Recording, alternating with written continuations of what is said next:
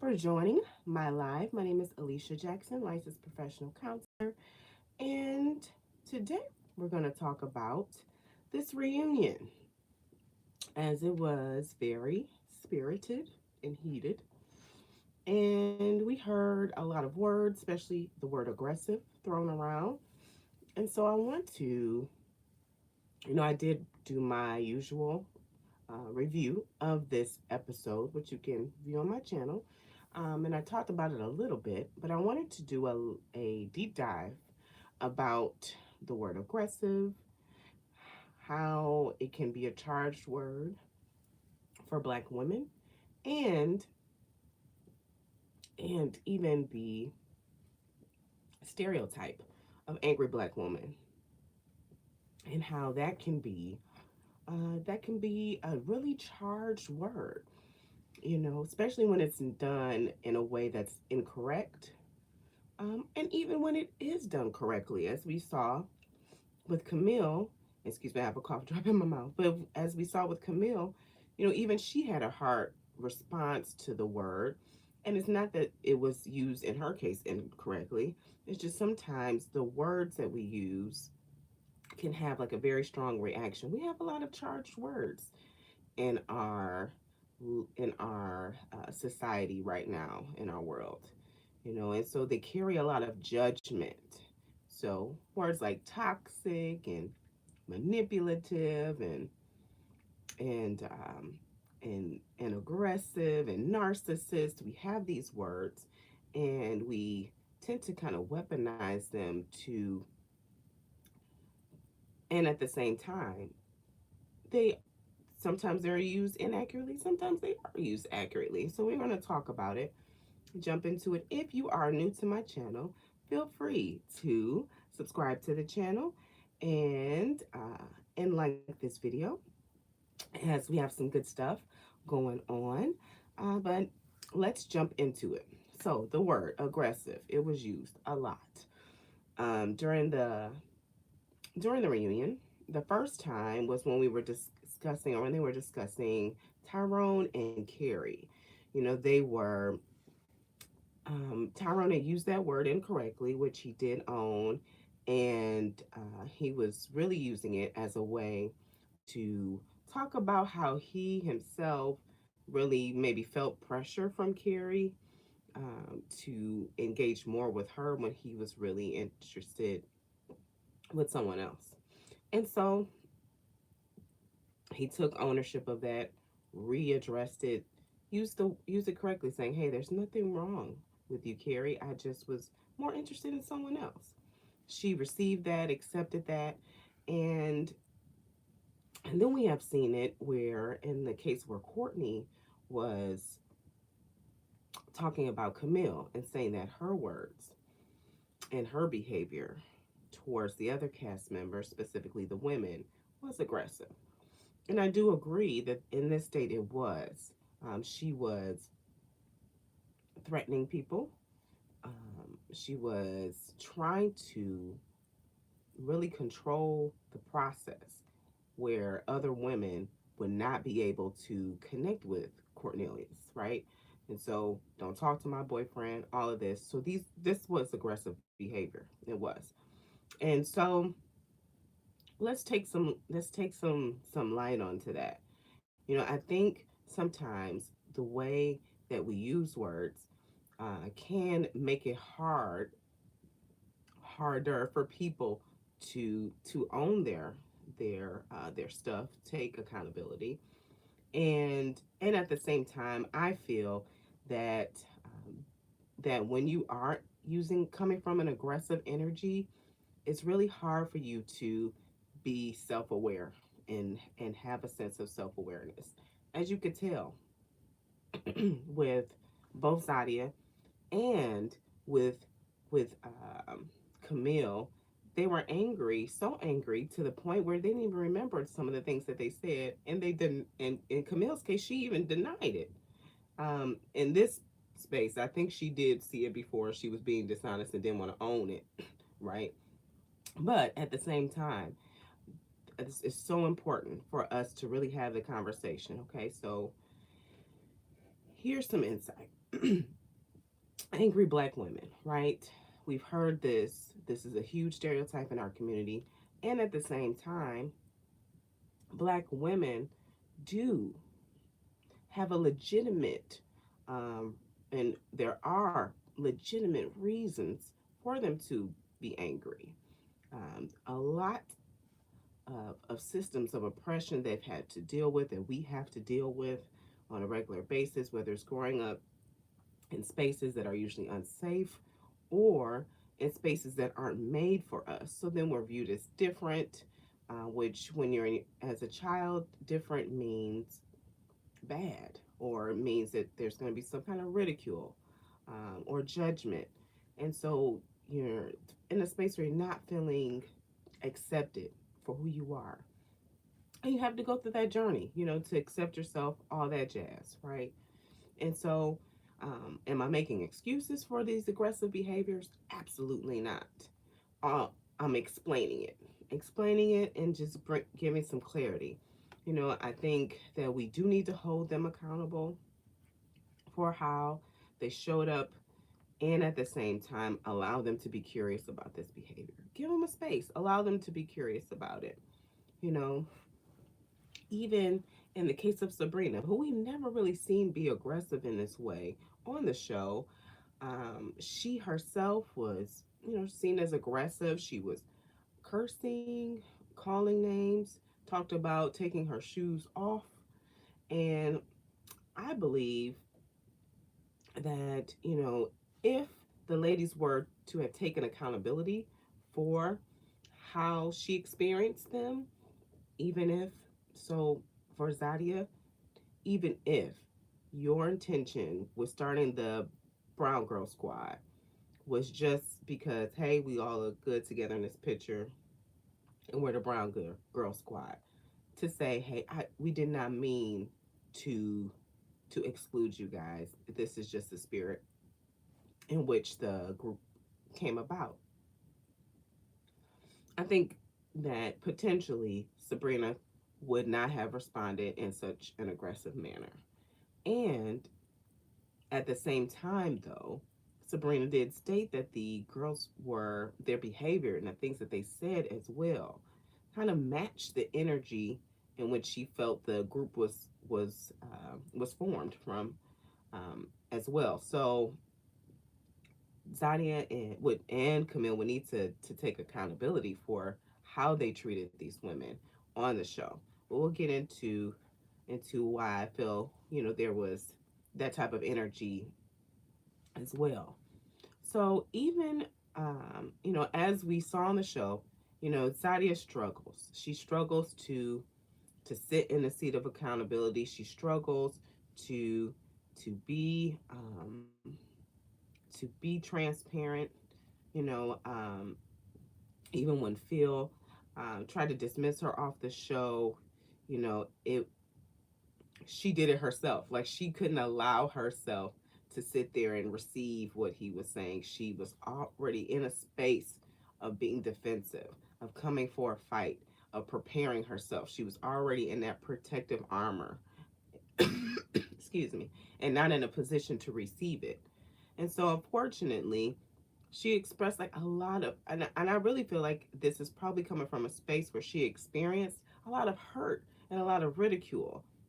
And again, not excusing her behavior, but how can we heal, collectively as a community if we don't have these questions, if we don't try to understand that this is bigger than Zadia, this is bigger than Camille. These are our systems around us, and unfortunately, there are not a lot of spaces where we are truly talking about connecting with each other from a place that is not competitive.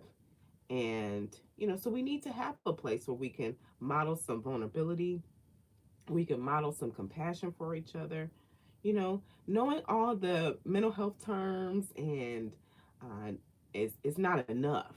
The knowledge is one step. Knowing is the first step, right? In order to say you have a problem, you got to know you have a problem, right? And then you got to fix the problem. That's the next step. but we have to be able to practice compassion and give people some grace, and and especially the grace that we wanted to receive when we were hurt, you know. So compassion doesn't mean that we give people a pass. It doesn't mean that we excuse the behavior, and we tell them it's okay. But compassion looks like, Zadia and Camille being in a being in a situation, you know, like understanding that they were put in a situation where 10 women, are on TV trying to date these men. And so that's a pretty vulnerable state, like legitimately. And so a lot of their insecurities, I'm sure, were activated. I like to use the word activated instead of triggered, just because I feel like we overuse that word as well. But I'm sure a lot of their insecurities were activated, and and I'm sure that they were threatened by those other women, and that coming from and maybe reliving some past hurts, from being in spaces with women, and and feeling judged or feeling ridiculed, and that's where some of these behaviors come out. And so, as a part of the healing process, is not expecting everyone to be at the same place of healing that you are. So, I think it's okay for us to accept Camille and accept Sadia, even though their behavior is it breaks my heart. It truly does. And at the same time, I have compassion for them because I understand that we have our limitations, and there's one of their limitations is self-awareness. They're not aware. Maybe they don't have the people in their circle to call them out. Um, we saw though in Camille's circle, her friends were very almost painfully obvious with her. And so it may be some things, that they've experienced that we don't know about. Of course, we don't know about their childhood or anything to know about their story, to know how they came to be where they are today. And so I have compassion for, again, for Zadia and Camille. I have compassion for Sabrina and Aisha. You know, um, these two women are, you can tell they've done some work. You can tell how they're communicating is very direct, and they're very assertive women, which I felt, maybe was intimidating, to women, and even some of the men, were intimidated by them because they knew what they want and they knew how to ask for it.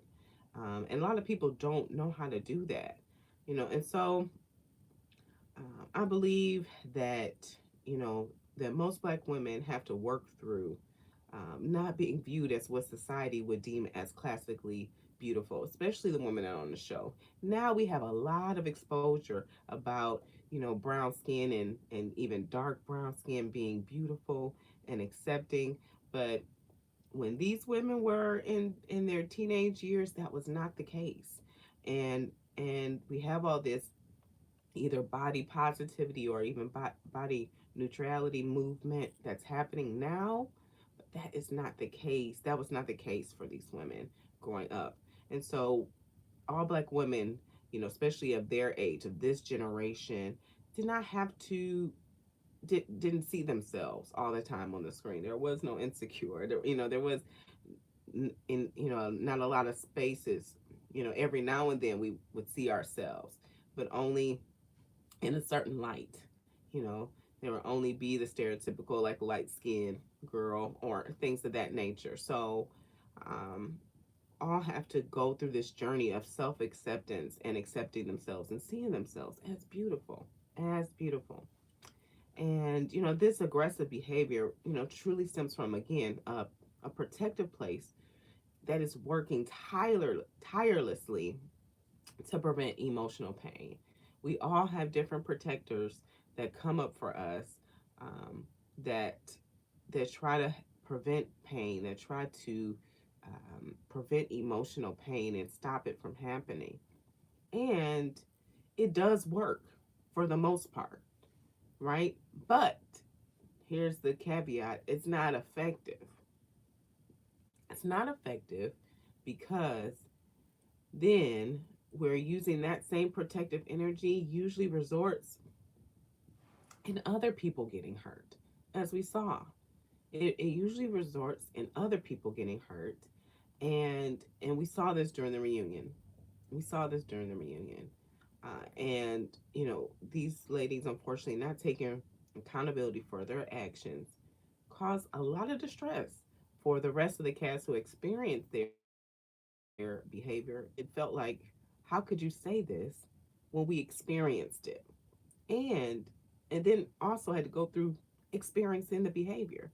So it's almost like a double slap in the face, for the people who had to go through this. And that's why, um, for we have to that's why for Zadia and Camille, not remembering, the things that they were even saying because they're not fully aware. They're in their protective energy. They're in this heightened state, in this emotional state where they're trying to prevent themselves from being hurt, protective, defensive energy. And so they don't even remember the things they said. Zadia, after watching that clip, she was like, "Oh, did I say that?" And she's wiping. So she doesn't even remember that she was saying some of these things. And oftentimes you see this and you've experienced it where people are upset and they're angry and you who maybe experienced their aggressive behavior, you have a better account of what they said than what them themselves, because they're so angry and so escalated that they don't have a recollection of what was said. Okay, so my hope for all the women on the show, my hope for all the women on the show is that we have a safe space and a brave space, for them to take a look at themselves, honest look at themselves, without judgment, without ridicule, without labeling it, right? We have to hold them accountable, but without labeling them as a person, but just the behavior. So next, let's talk about this clear communication that seemed to be absent for the show, or during the show, that I saw. I feel like the nature of the show prevents. Thank you so much. Yes, I'm back. Hopefully you guys can see me. But I feel like the nature of the show is is in which where people um they try to save face, right? You're on a camera, the whole world is seeing you date. And then they're also in survival mode. They want to finish. They want to be No one wants to get voted off, right? So we'll even see in the case of Tyrone, who I feel like, man, if he wasn't on this show, he may have would have really made a real match, right? Really made a genuine match and genuine connection. But he unfortunately used direct communication, which can be almost like a negative thing because it gets you voted off if you tell someone that, no, I don't like you, I like this person the best, they're my number one. Too soon, you get voted off, right? So then it kind of reinforces this behavior. But we saw it a lot. So on the reunion, we saw it with Frank. He dropped the ball. He wasn't the only one though, with clear communication. And I feel like a lot of times, because you know, especially with the gentleman on the show, it was a struggle. And I'm not bashing men or saying that they are bad people at all, but just calling the behavior what it is, and again, giving them the grace of, like, this show is kind of in a space where it reinforces this. It reinforces this negative, I won't say negative behavior, but it reinforces this indirect communication, or using like cryptic words that really don't mean anything. Um, Frank is a great example. He uses a lot of flowery language that doesn't say a lot. It doesn't say a lot. Phil too as well. So let's talk about Corey though, because Corey, he he um he was at the beginning of the show, but I feel like he was a great example of someone who you could tell just really struggled with communication altogether. Didn't really understand what he was communicating when he was sitting telling every woman the same thing, and didn't know what he was communicating when he was writing those notes to Courtney in front of the young ladies. He didn't understand that to every other woman he was making a decision.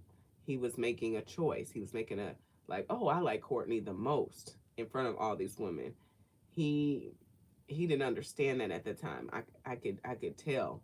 It's not, I haven't had any conversations with Corey to know, but I could just tell that he was, truly struggling to understand how to communicate with the women, and that's really what got him voted off. You know, Phil as well. Phil did not communicate effectively on this show. He did not. He struggled, which led to the incident, which truly led to the incident with him and Shiloh, and even with Tasia. With Tasia, you could see where, and I'll get into it a little bit, where when he voted her off, he was using all these big flowery words before letting her down, and and then of course we see it with Frank and Mumi. And I really feel like a part of what was happening with Frank and Mumin is, one, he was being scared. He didn't want to hurt her feelings, and I hear that so much. People are really, really, um, which I understand. You, why wouldn't you be concerned about hurting someone's feelings, especially if you care about them? Frank is on this show. He does want to be viewed in a negative light, and so that is a real thing, and I want to honor that. I want to honor the fear of saying something that is the truth, that is going to negatively impact someone else. However, the bigger offense is not sharing the information to the other party, because they are then just kind of bopping along happily, blissfully, and not knowing the truth, thinking everything's okay when it's not, thinking that, Momin ended that show after the taping thinking like this was going to be a happily ever after. This was going to be their relationship. Frank is going with me to church. And I did not, I watched that show and said, oh no, honey, he's not going to church with you. And unfortunately, it seemed like Momin wasn't in a place where she had the discernment enough to know that. But let's just be curious for a minute. Let's be curious just for curiosity's sake, right? So, because a lot of people are saying, Shiloh was wrong for pressing Phil to make a decision, between her and Sydney. People are saying that, and I understand where they're coming from. And at the same time, let's say, she took his kiss and him saying, I got you, as a way to communicate that everything was good. Like, she took it and said, everything's good. Okay, everything's good. And then Phil chooses Sydney. And then Shiloh is left and feeling like Phil was not honest with her. I'm wondering, I'm wondering. I have no evidence if this would be true.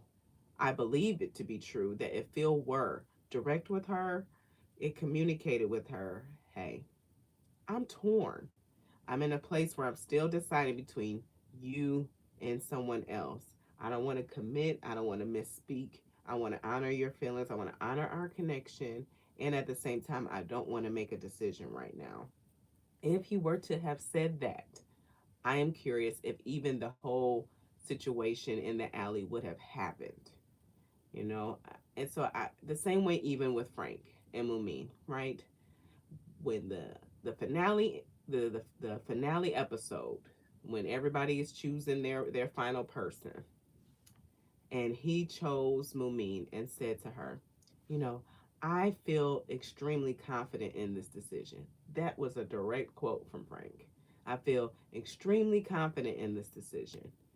If he had questioned, if he had a question of their lifestyle or the speed in which they were moving, because that is what he stated after he said all the fluff. He said, He had a concern about the speed in which they were moving and their lifestyle. I believe he could use those words that honored what he was feeling instead of telling her what she wanted to hear. He could say, I want us to build our foundation of friendship to see if we can work out the details of our relationship. I believe that he was protecting himself from rejection, because potentially if he said that, she would say, friendship, this isn't ready to friend. This is ready to love. If you're not ready to love, then we don't need to move forward. So he could have said that. And I feel like he was also protecting himself from looking bad. He didn't want to look bad. He did not want to um, be look bad because of her vow of celibacy, wasn't aligned with how he wanted to proceed with a relationship.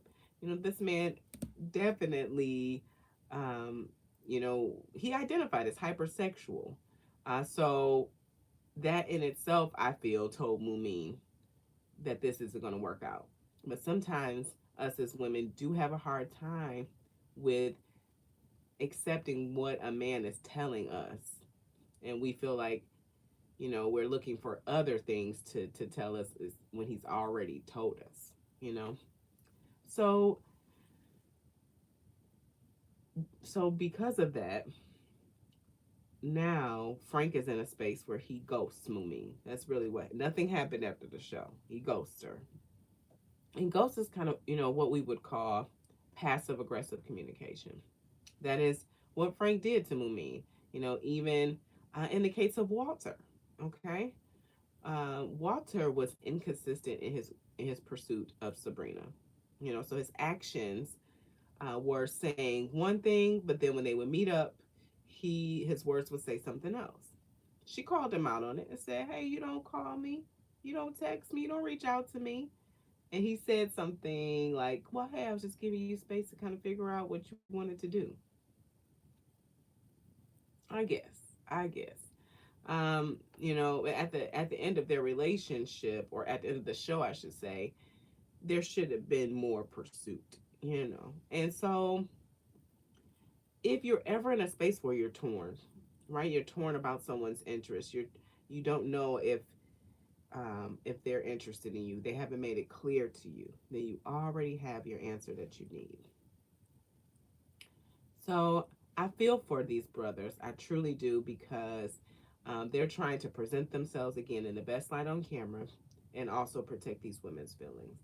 And in the case where you are direct with them, it can you sometimes they don't want to deal with the response. So in the case of Zadia and Dante, where he stated that he was no longer interested in her and pursuing with Aisha, and she became very upset.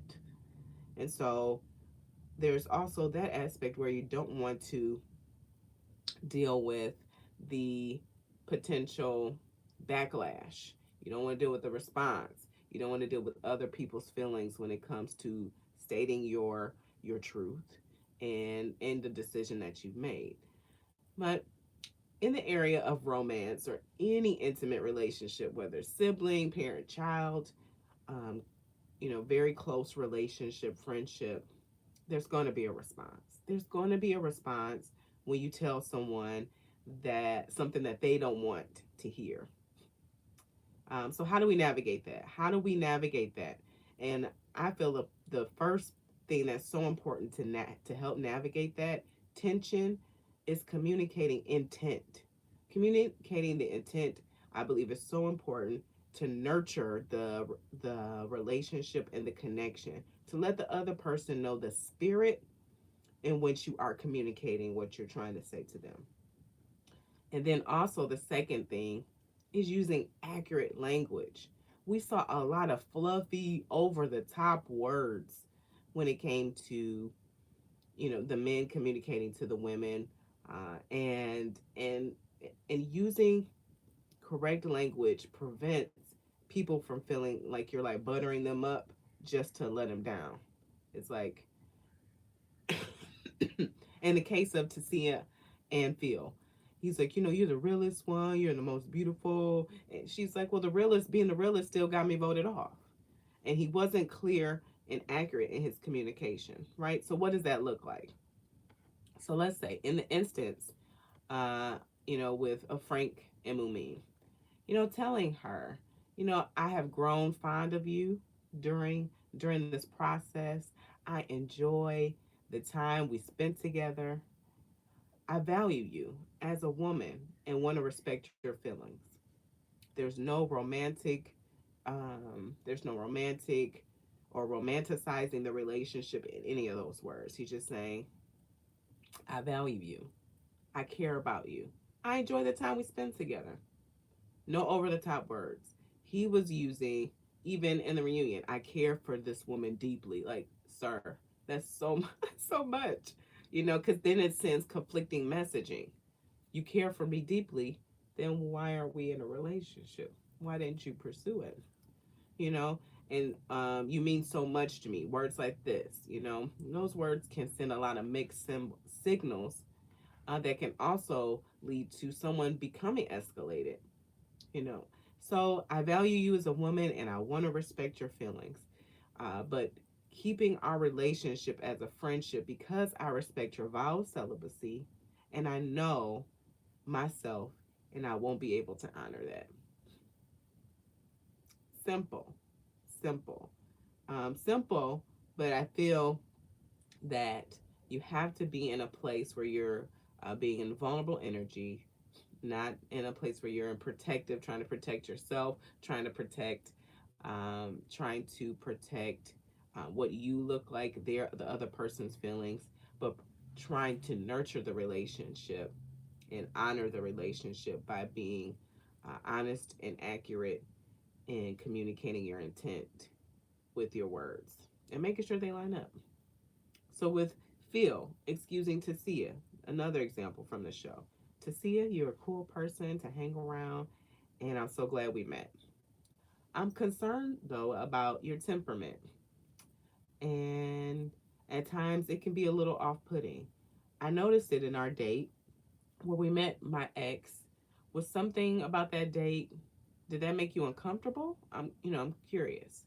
So like that in itself, because I feel like in that situation, Tasia didn't even have her say to say, I was upset because you were sitting close to Shiloh and I was sitting next to Shiloh, like I was the third wheel. Like you already stated your intention with your body language in the seating arrangement. And so I'm like, why am I here in the first place? And so it was hurtful, So like I feel like Tasia didn't have that say, and he wasn't direct with her, and so she was insulted pretty much, and didn't even get to express her feelings about that experience. So there is a clear way. There's a way to be able to communicate direct and without being hurtful, and still honor the connection. And again, I have compassion for Phil, Frank, Corey, the whole cast to be able to be brave enough to go on reality TV show and date. That's that's a lot. And then have all of the black universe comment on it and feel some type of way, and respond to it. That's a lot. That's a lot. So I have respect. It is not like any of us also take any communication classes, in school. They don't give us those tools, unless we go on our own discovery and our own journey with learning how to communicate. It's going to be a challenge. It's going to be a challenge because a part of us is always want to keep the peace. A part of us is always going to want to keep those in our lives happy and not be seen as the bad guy. Nobody wants to be the bad guy. We all want to be liked. We all want to be accepted, and rejection is a real thing and it's a painful thing. And so, I do have a series on communication on my channel. So if you want to check that out, if you're interested on developing some healthy communication skills, please check that out. I do want to thank everybody so much for watching and supporting my first live on YouTube. I know we had some times where things froze, so I appreciate your patience with that. And thank you so much for joining the discussion. Be sure to like this video and to comment below. You know your thoughts about Black women being labeled as aggressive, whether it's accurate or inaccurate for you, and also communication and how you feel, especially in the world of dating. How clear communication. What are your thoughts about that? What are your experiences? Because learning is how we grow. Again, thank you so much for watching. Please, please be sure to like this video and, of course, subscribe to the channel. I've got good stuff coming along. Thank you, thank you, thank you so much. And you guys have a great night. Take care.